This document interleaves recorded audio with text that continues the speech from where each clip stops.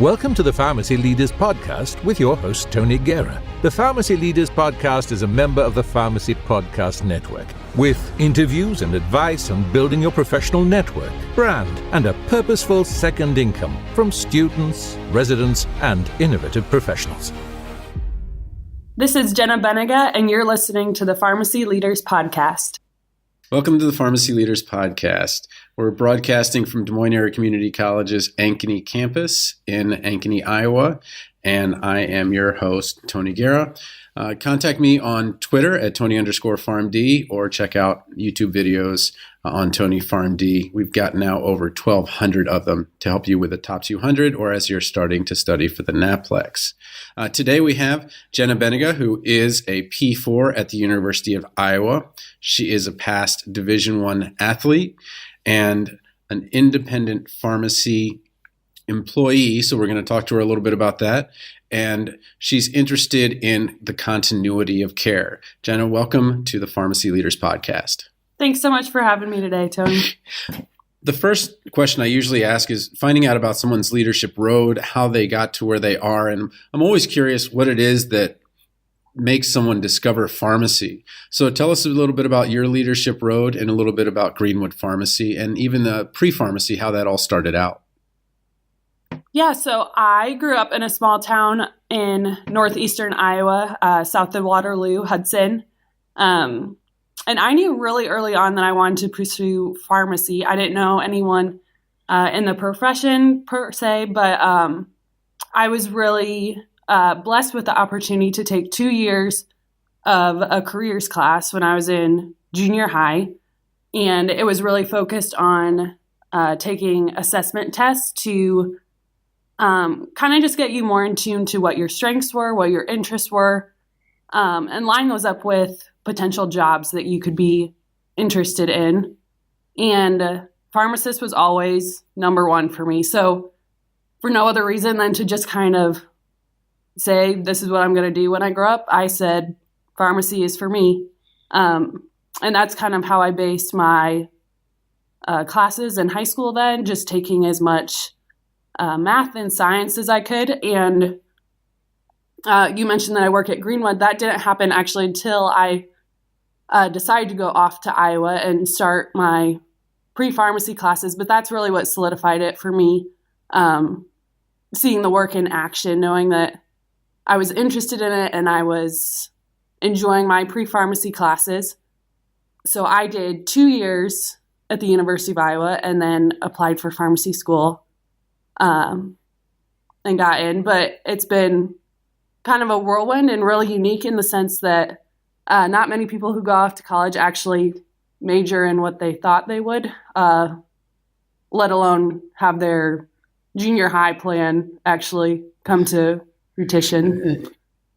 Yeah, I remember being part of the pre-med track at the University of Maryland, and I volunteered in a pharmacy to have healthcare experience for my med school application, but I kind of discovered pharmacy, and it seems like that's the way that it happens a lot for people, is that it's something that they discover. So a little more unusual that you knew from early on, but tell me a little bit about the mentorship you got at Greenwood Pharmacy and how that kind of solidified things, because it was really the work experience and being able to spend some time in the pharmacy that exposed me to it. It's a little bit tougher now with HIPAA and things like that for someone to shadow someone in a pharmacy. But tell me a little bit about how that being in a pharmacy kind of solidified your road. Absolutely. I think that independent pharmacies really have a reputation for being a solid unit that's really supportive of other employees. And I absolutely experienced that. In the 4 or 5 years that I've been working for Greenwood Pharmacy, obviously my time there has changed a little bit. When I was a pre-pharmacy student, I didn't know as much, but my role has changed absolutely in my time there, just that I would work in different parts of the pharmacy as I got more knowledge in school. And everyone, pharmacists, technicians, everyone was absolutely encouraging and would help me along in those times when I was still learning how pharmacy worked there. Greenwood was my first job. So there was a big learning curve and getting used to their technology and processes. And it's just amazing how your coworkers can be supportive friends along the way and helping you to learn and grow. And just to see where I am now is really special. So tell me a little bit about how you actually only spent 2 years in pre-pharmacy. I spent 3 years because I was kind of figuring myself out, and I'm first generation college, so I never really had that maybe track that my parent did this or the other parent did that. So I took a lot of classes over again, Organic 2 twice, Calculus 1 3 times, Calculus 2 twice, Biology 2 twice, Physics twice. So there was a lot of kind of figuring college out. And then on the other side, really getting into, just being social in college and having other activities. So first, tell me a little bit about what you were able to do to make it so you only had to do 2 years of pre-pharmacy. Did you have high school classes, or what was it that really helped you keep it to 2 years? I was actually really blessed with the opportunity in high school to take college courses, even for a small 2A high school such as I was at. But we had a community college in the town in Waterloo. Hawkeye Community College actually came to our school and taught different, more gen ed based classes. But through 2 semesters of taking college classes through Hawkeye as a senior in high school, I was able to go into the University of Iowa with, I don't know, somewhere between a semester and a semester and a half worth of college credit. So absolutely, I would not have been able to do my pre-pharmacy in 2 years if that were the case. Kind of because I took a lighter course load my freshman year.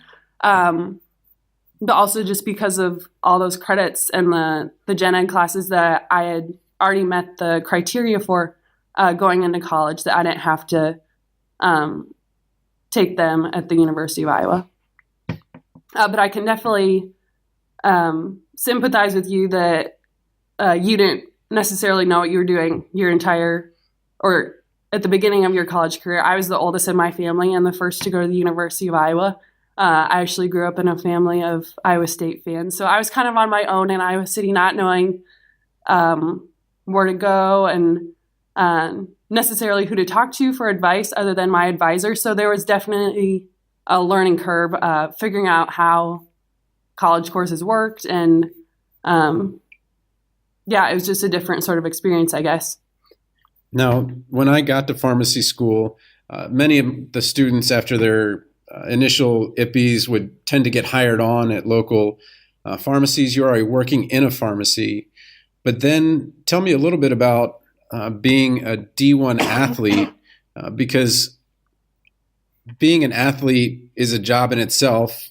Then you've got your schoolwork. So tell me how you kind of navigated that to be that busy, and how you managed to keep friends both at the pharmacy school, but then also your track athletes as well, because track, I believe, is a year-round sport where maybe football's in fall with spring practice or something like that. How do you keep things together with that much to do? So I started track at the University of Iowa when I was a sophomore. It was kind of a dream of mine to be a D1 athlete, but unfortunately, just with the rigorous class load, there were some things that I couldn't work around my freshman year to make both practice times and class times work. So I walked on as a sophomore, and you're absolutely right. It was kind of chaos from the very beginning of realizing that it is a year-round sport and it's a huge commitment. I definitely enjoyed it, but it did change my priorities a little bit just with the time that track demanded, but also school demanded. So it was hard. It was hard to kind of navigate that tension, but also realize too that I had friends at the university that I cared about and I wanted to spend time with. So those three major things, athletics, school, and friends, it was a difficult balance that first year especially. But then my junior year, it was a little bit harder when pharmacy school got thrown into the mix. When I was then a P1, I was not actually able to get as involved in different pharmacy organizations like I wanted to. So that's kind of where the choice came down to is track my priority, or do I really want to delve into pharmacy school, make friends, and kind of make the most of the opportunities that I had at the University of Iowa with all the student organizations and pathways where you can kind of individualize your career, I guess. So my P2 year, when I was a junior, I decided that spring to knock track off the to-do list. But it was a hard decision, but in the same sense, it was a easy decision to choose to make more of my career than try to do too many things and not pouring myself into any of them entirely. We rarely talk about faith because we really need to be secular because we don't want to offend anyone. But we had Christine Demakilangan on Pharmacy Future Leaders last year. And over the summer, she went to some of the poorest neighborhoods in Philadelphia with physicians and nurses, and they did outreach as part of their church. I don't want to say it was a church project because it was much more than that. But they were unified in their faith rather than, divided by are you a medical student, pharmacy student, nursing student? Tell me a little bit about the church organization that you volunteered for and how that kind of helps keep you grounded, making sure that, I guess the word is, I think sometimes we were so focused on career and making sure that we get a job and things like that. But really, at its core, pharmacy is a service organization. It's a career in service. Tell me a little bit about that church organization that you were with.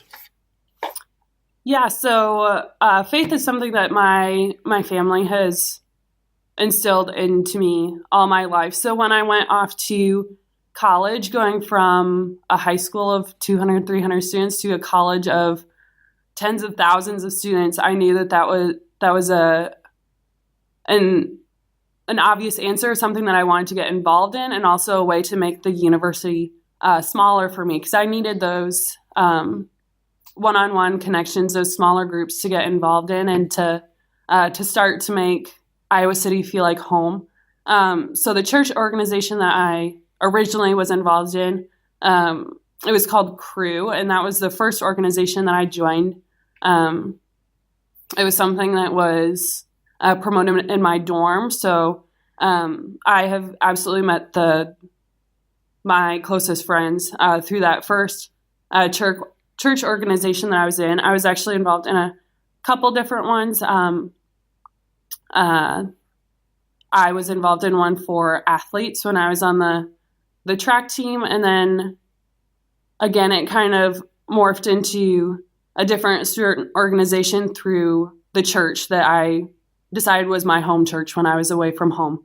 But that is when, I don't know, that was just one of those opportunities that came along to really feel like home and feel like I belonged, which was really important to me. And at first I was just kind of more of a spectator, but then I developed more of a leadership role through those organizations, becoming a small group leader and both being a part of discipleship groups, but also leading them with some of the girls that were younger than me. So it was a great opportunity to start to make my faith my own, whereas before it had been kind of based on my family unit. Now I was off on my own in Iowa City and deciding on my priorities, and this absolutely became the sole priority when I was in college. Let's take a little bit of a turn and shift over to the way that pharmacy is maybe perceived, and then how practice requires a certain set of skills. So to be in pharmacy these days, you have to be an excellent communicator, both writing, when you're getting kind of the word out there about certain things that the patient needs to know, but also one-on-one with the patients. I want to kind of go through the way that you gained your communication skills. We'll start with writing, and then we'll talk a little bit about teaching and being just an articulate communicator. When I went to ASHP, when I talked to Emily Henningsen, I just said, okay, well, let's just do a quick poster presentation, and no problem, 4 minutes, very articulate. You got up in front of the classroom, you had no problem, and actually some of the students were a little disappointed to find out that you wouldn't be here next semester. So you're clearly an excellent communicator, but let's see kind of what that road is to become that way. So let's start with the writing. How do you become an excellent writer in this day and age when really texting, emails tend to kind of shorten what it is to become a writer? I think I was really fortunate, again, with being at a small high school, to just have a really strong English department. I could name teachers through junior high up through high school that were just great mentors and great teachers, and just really patient with both me and all of the other students in teaching us what it means to be a good writer. And I know through being a lover of books, and just that was one of my pastimes in high school. That was something I really loved, was learning how to write well. But I absolutely credit it to those teachers who, just poured their knowledge into us. I know that the University of Iowa also has a really strong writing program, but because of those college classes, I actually didn't have to take any English classes at the University of Iowa. It was mainly through junior high and high school where I learned a lot of those writing skills. But it wasn't necessarily just through the English department. I was involved in FFA throughout high school, and I would absolutely credit that as being one of the sole reasons that I can do speaking events and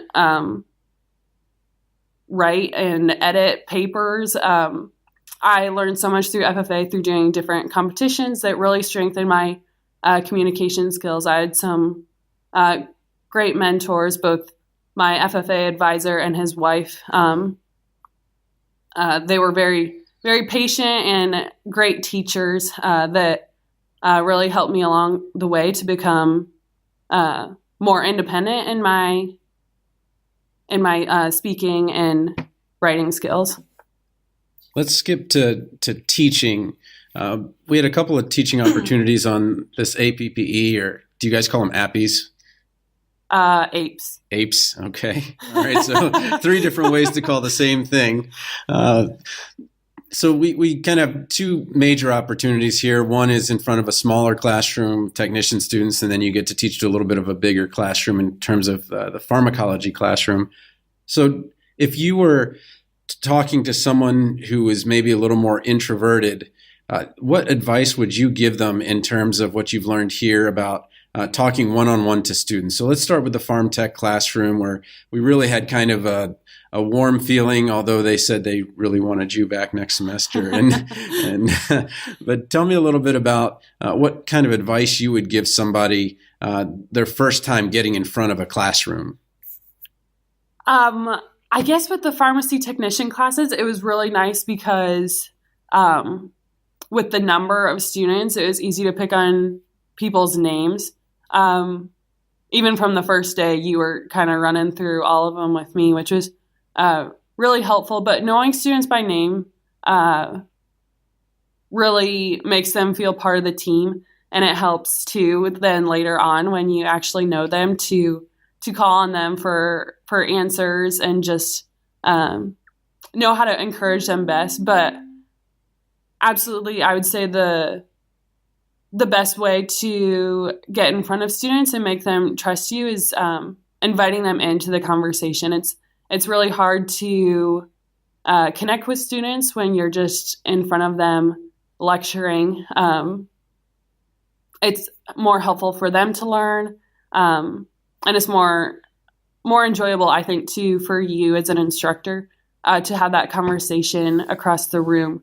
And I would say that for the pharmacy technician classes, that was absolutely easy to do once those first initial days were over with and we kind of got used to each other. Everyone was involved, and I think towards the end, everyone was coming up to answer questions and write their work on the board, and that was really encouraging towards the end to see that change and realize that they had gotten used to me and I had gotten used to them, and that hopefully we had some success towards the end of the semester. So at the end of the semester, also, I had to go to ASHP, and you were able to cover my class, and basically you were on your own. You're very autonomous in that if I give you something to do, you just kind of go off and running with it. But then you also have a Midwest work ethic where if it's not done, you're still going to do it. So this is you're only obligated to be here 5 weeks of the 6, and you've been here 6. So I not only appreciate it, but it just, again, lends to your work ethic. But tell me a little bit about preparing for an entire 2-hour class and what your process was, and then what it was like giving a final exam review. Well, I do have to say first that maybe it was in my second week that I was here that I was looking at the calendar and I realized, Tony's going to be gone, and there's classes that still need to be taught. So I was thinking to myself, I'm not really teaching those by myself, am I? But that's how it worked out. So I put it on the calendar, so in my head I had told you, but that obviously wasn't the case. So definitely good that you articulate or clarify with the preceptor anything that's like, this doesn't seem to jive or match up, but we do get to talk almost every day for about an hour or half an hour. But tell me a little bit about what that was like preparing for that. You had about a week to prepare for this big 2-hour lecture.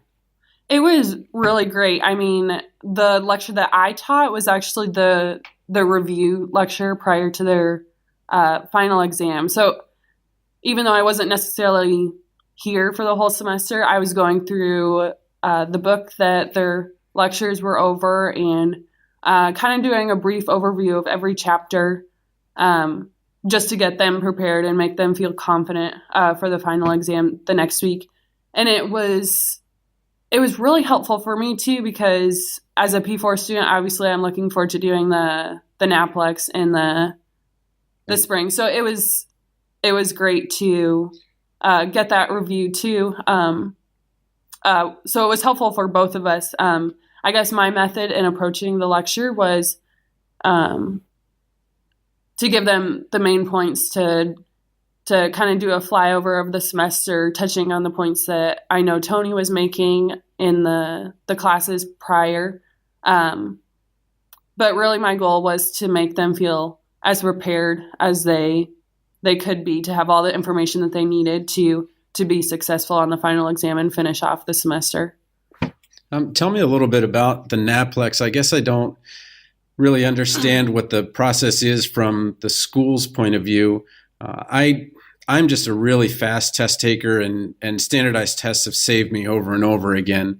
I took the NapLex and the person said, "Are you ready for your break?" And I said, "I'm done," because I just am a very, very fast test taker. But I wasn't necessarily very good with grades. So I talked to the residency director at Maryland, and I was like, "Oh, what's your minimum GPA?" And he said it was 3.2. I was like, "So I have a 3.0 coming out of pharmacy school. Does that mean I couldn't be a resident?" He's like, "We appreciate you, but no." And so I understand that much of the grades and this kind of big test are different. So what's your process now, or what's your thought process in terms of incorporating one, time for it, and then two, how are you going to prepare? What do you think you're going to do to prepare? To be honest, the NapLex wasn't really on my radar quite yet until prior to this rotation. We had to go back to the University of Iowa for a couple days of meetings and kind of residency stuff. But we did stress talking about the NapLex, knowing what the test was like and what we should be doing to prepare for it. And I still didn't start studying after that, not quite yet. But this rotation was really great in the sense that it's not entirely clinical based. So for me to be here at DMAC all day and then go home and study, it doesn't like mentally stress me out to be thinking about pharmacy the entire day, because I'm not necessarily dealing with like hypertensive patients during the day, seeing those kind of patients and then going home and then reading about them in my giant NapLex book. So that was nice. I definitely did a lot of work here that kind of enhanced my NapLex studying with proofreading one of your Elsevier textbooks that you're responsible for editing. And now I'm going through kind of a pharmacy technician workbook, and those have obviously been great opportunities for me to just kind of touch my knowledge base and see where my strengths and weaknesses are, and to continue to make tabs in my NapLex book of points that I need to make sure to look over a few more times to kind of ingrain in my knowledge. But it's been really good. Now I kind of I do have a plan going forward, studying the NapLex, how I'm getting through that textbook, and planning on getting everything done, both in this rotation and the other ones that will be more clinical based. So tell me a little bit about, I asked you to take this quiz, and it's on GretchenRubin.com's website. And I'm an obliger. My wife is an obliger. You're an obliger. And what an obliger is someone who puts others before themselves, which in many ways is good. But when you have a deadline coming up like the NapLex, I feel like sometimes there's going to be some tension there. And I think many pharmacy students and pharmacists are obligers because they do put other people in front of them. How do you handle that kind of pull to do the other things that you want to do for other people, and then say that, well, I also need this time to do this NapLex for myself? It's kind of funny when you asked me to take that test. I think you already knew exactly what I was going to place as an obliger. Well, I'm an obliger too. You had already seen the way that I worked and knew that whatever you told me to do was number one priority, and I just did it regardless. No, but that's something that's really good to think about. I think we kind of approach rotations as, so I have my preceptor, and my preceptor is going to tell me what to do, and I'm going to do it and get good feedback and get references and all of that. But I think we need to realize too that in as much as that's an opportunity for the preceptor to pour into us, sometimes we also need to say, this is how I need you to help me too. And sometimes, especially in the spring, a lot of that may just be saying, I really struggled to learn this section of my NapLex book. Can we have a way of focusing on patients like this? So I'm seeing real life cases of people with this condition, that it can make more sense to me. And I think that's something that we hesitate to do because we're sometimes approaching rotations as, this is my opportunity to impress my preceptor, but also realizing that this is our opportunity to individualize our experiences too is very important, and it'll maybe not necessarily help us more in the long run, but help us in different ways. So tell me just a little bit about how now you're going to take that you've been teaching in front of many people, how you could take this to one-on-one patient counseling, because as a part of an independent pharmacy, the one thing that's a guarantee, especially with the independent that you work for, is that they are going to know their patients on an individual basis. So what is it that now you can go back and as you're working maybe between APPEs, right? APPEs. Between APPEs. What are you going to take back in terms of connecting with them, but not only connecting with them, but making sure that they remember what it is that you taught them? Absolutely. I think that's my favorite part of working for Greenwood Pharmacy is even though I'm not always there often enough to know patients by name, absolutely the other workers that work all year round do. And that's really exciting for me to know that I'm working in that type of environment where it's like we're all family, we all know each other, and that's really cool.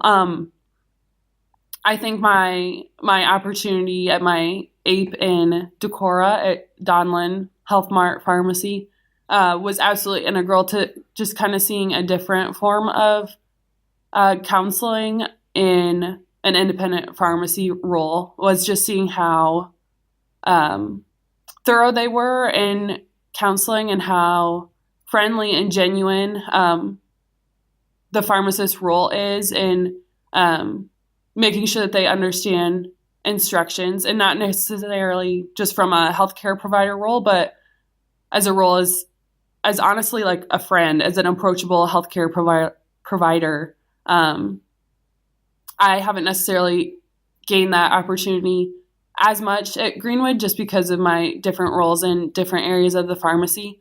But having that opportunity put up upon me at that APPE was really helpful. Both to see it in pharmacists at Greenwood and then to see it in a different independent pharmacy, and just realizing our role in patient education is really key to independent pharmacy. Well, let me just ask you a quick 3 questions here. What is it that helps you keep your work on track? You're obviously driven. You were able to balance multiple things. Are you a list person? Are you a person that, what is it about your day that you can kind of keep it on track? I think you know that I am a list person.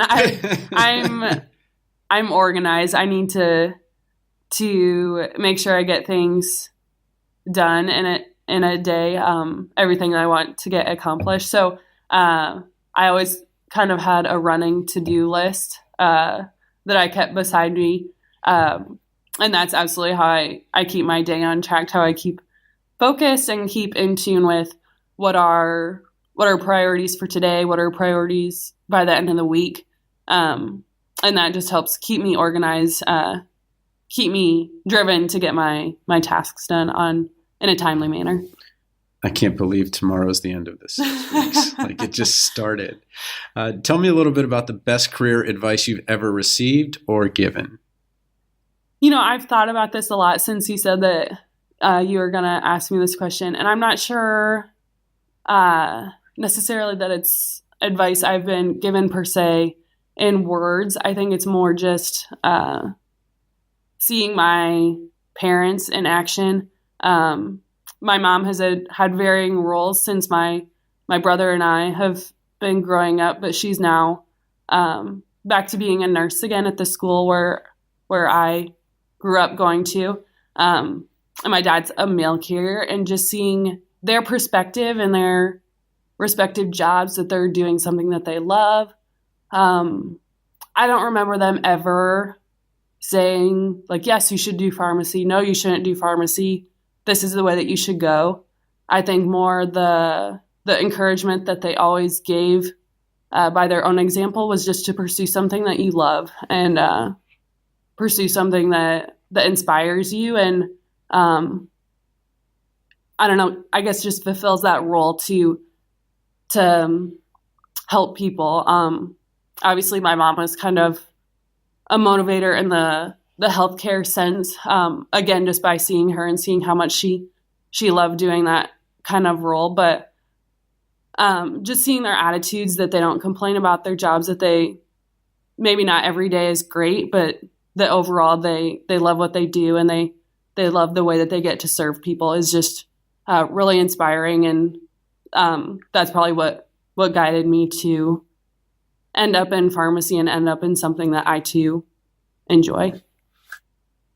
The best advice, or the most potent advice I ever got, I asked somebody how to become a parent or a good parent, and they said, your children are always watching what you do. And I understood what they meant, which is your example is much more important than what it is you say to your children about what they should or shouldn't do. So to finish off, what is it that inspires you? Well, I feel like I've talked about my family quite a bit, but it's just because they've been so supportive in all the things that I've been involved in. Obviously, I've talked about my college career, how I was involved in a lot of different organizations and areas at the University of Iowa, and that was definitely true growing up too.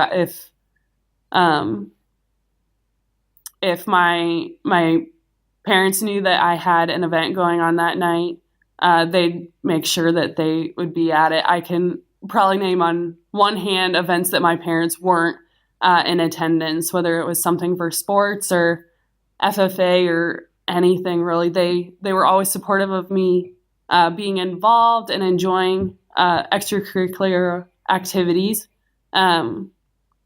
which was really great. And I don't know, it always just inspired me to do my best, to give my full effort, and to kind of put my foot out there and try new things, especially when I did move away from home. But having my parents in my life and having really just a close-knit family in general that's supportive of everything that I do has really been a blessing growing up. And even now that I actually don't live close to my family, I live in Ankeny, while the majority of my family is back home in the Hudson area. I still very much feel that support and get that inspiration from them. Well, Jenna, thanks so much for being on the Pharmacy Leaders Podcast. Thank you so much. It's been a really fun 6 weeks, and it's gone by so fast. No, we appreciate all you've done for the students, and January, when they're looking around for you, it's going to be a little painful for me, but I'm glad that you got the experience that you did here, and we'll continue to keep in touch so that we can make sure that your future is what you want it to be. Well, thank you so much. Support for this episode comes from Goodnight Pharmacology, 350 brand and generic name drugs with classifications, a leading resource for students in the United States, United Kingdom, and Australia. Print, ebook, and audiobook available on Audible, iTunes, and Amazon.com. Support for this episode comes from the audiobook Memorizing Pharmacology, a relaxed approach. With over 9,000 sales in the United States, United Kingdom, and Australia, it's the go-to resource to ease the pharmacology challenge. Available on Audible, iTunes, and Amazon.com, in print, ebook, and audiobook. Thank you for listening to the Pharmacy Leaders Podcast with your host, Tony Guerra. Be sure to share the show with the hashtag #PharmacyLeaders.